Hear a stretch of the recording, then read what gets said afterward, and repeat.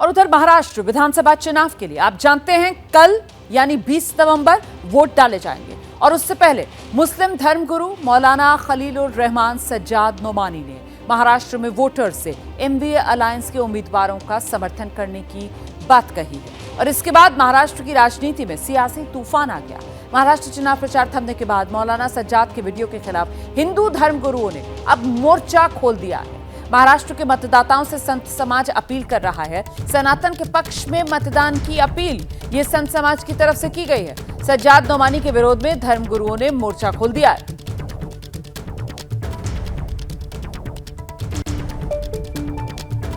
तो सीधे सीधे धर्म के नाम पर गोलबंदी, जिसकी बात पहले सज्जाद नोमानी कर रहे थे, अब कुछ उसी अंदाज में हिंदू धर्मगुरु सामने आए हैं और वो मतदाताओं से सनातन के पक्ष में वोट की बात कर रहे हैं। मुस्लिम उलमा कट्टरपंथियों मुल्लों के द्वारा जिस प्रकार से वहां के जनता को भरगलाने का प्रयास किया जा रहा है और वोट जिहाद के माध्यम से कहा जा रहा है कि बीजेपी को वोट ना करें, इसमें पूज्य कुछ धर्मगुरुओं ने भी अपील किया है सनातनियों के पक्ष में वोट करें। उसका एक कारण है सनातनियों का आह्वान करना धर्मगुरुओं का, क्योंकि जिस प्रकार से वहां पर मुल्ले मौलवी मदरसा लगातार ये प्रयास कर रही है कि हिंदुत्ववादी विचारधारा के लोग चुनाव न जीतें, राष्ट्र विरोधी चुनाव जीते, इसके नाते हिंदू धर्मगुरुओं को आगे आना पड़ा है और हिंदू धर्मगुरुओं को भी अपील करना पड़ा है कि सनातनी का ही चुनाव करें। जैसे मुसलमान एक होकर के वोट जिहाद करते हैं, वोट जिहाद उनका होता है, वो अपने ही एक विशेष पार्टी को देते हैं, एक विशेष जाति को देते हैं, तो उसी तरह से हमारे हिंदुओं में भी यह संगठन होना चाहिए कि जो हम एक सनातनी संस्कृति से जुड़े हुए हैं और हमारा सनातन धर्म जिसका उद्धार करे, जो हमारे सनातन धर्म का उत्थान करे, उसके लिए हम वोट करें और इसलिए हमारे यहाँ वोट जिहाद जरूरी है। भारत में मुस्लिम धर्मगुरु अगर गैर हिंदुत्ववादी सरकार के लिए वोट करने की अपील करते हैं तो हम भी अपने हिंदुओं से अपील करते हैं कि जो सरकार हिंदुत्ववादी सरकार हो, सनातन के लिए कार्य करे, हम भी एकजुट होकर उसी के लिए वोट करें। यह हमारी प्राथमिकता होगी। सत्य को स्वीकार करना होगा कि आज भारत की धरती पर गैर सनातनी सरकार को खड़ा करने के लिए हर तरह से षड्यंत्र किया जा रहा है, लेकिन हिंदुओं से अपील है कि सिर्फ हिंदुत्ववादी सरकार के लिए वोट करें। तो वोटर किसे वोट करें, ये अपील सिर्फ हिंदू धर्मगुरु या मौलानाओं की तरफ से नहीं की जा रही है। महाराष्ट्र के सिख समुदाय ने भी विधानसभा चुनाव से पहले बीजेपी के नेतृत्व वाली महायुति को अपना पूर्ण समर्थन देने का ऐलान कर दिया है। दमदमी टकसाल के प्रधान हरनाम सिंह खालसा ने महायुति के लिए पूर्ण समर्थन का ऐलान किया।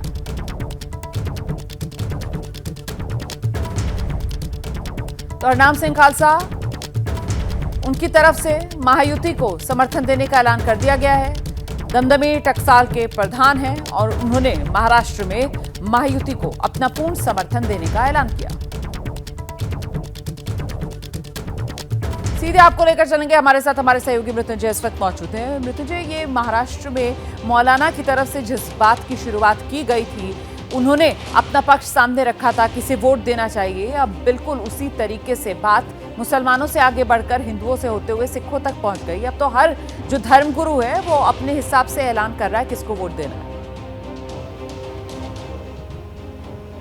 बिल्कुल सही कहा। और इस चुनाव में हमने देखा कि पूरे चुनाव प्रचार के दौरान आप धर्म को बिल्कुल दूर नहीं रख सकते। ध्रुवीकरण के मुद्दों को हमने देखा कि किस प्रकार से नेताओं ने अपनाया और ज़मीनी मुद्दे, जनता के मुद्दे तो काफ़ी पीछे रह गए। जिस प्रकार से मौलाना सज्जाद नोमानी ने एक प्रेस कॉन्फ्रेंस लेकर, मुंबई मराठी पत्रकार संघ में एक प्रेस कॉन्फ्रेंस लेकर वहाँ पर 269 उम्मीदवारों के समर्थन का ऐलान किया और कहा कि बीजेपी को हराने के लिए इन उम्मीदवारों को मतदान करना है।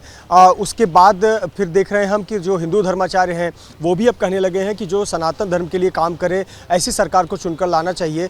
इतना ही नहीं, बहुत सारे पीठाधीश्वर मुंबई और आसपास के इलाकों में कार्यक्रम के लिए आए थे। जब उनसे सवाल जवाब किया गया तो वो भी यही कह रहे थे कि जो सनातन धर्म की रक्षा कर रहा है, जो हिंदुत्व की रक्षा कर रहा है, हम उनको मतदान करें। आपको शंकराचार्य का वो बयान याद होगा जो उद्धव ठाकरे के घर पर गए थे, लेकिन अभी कुछ दिनों पहले उन्होंने एकनाथ शिंदे का समर्थन किया, क्योंकि एकनाथ शिंदे की सरकार ने गाय को राजमाता का दर्जा महाराष्ट्र में दिया दिया। और अब देखिए सिख समाज ने भी यहाँ पर संस्था काम करती है, उन्होंने कहा कि सिख समुदाय के लिए जो काम करने वाली सरकार है यानी महायुति, हम उनको अपना समर्थन जाहिर करते हैं। तो कहीं ना कहीं सीधे तौर पर जो धार्मिक धर्मगुरु है वो राजनीति में प्रवेश करते दिख रहे हैं और अपने बयानों के माध्यम से लोगों को अपने अपने पसंद की पार्टी को मतदान करने के लिए कर रहे हैं। हालांकि अब कल का दिन है कि जिस तरीके से अलग अलग धर्मों के धर्मगुरु सामने आ रहे हैं और खुलकर बयान दे रहे हैं मृत्युंजय, कहीं ना कहीं वो धर्म की रेखाओं में बढ़ता हुआ ये महाराष्ट्र का विधानसभा चुनाव नजर आ रहा है।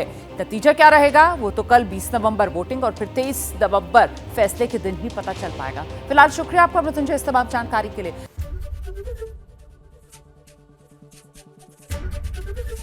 एबीपी गंगा, खबर आपकी, जुबान आपकी।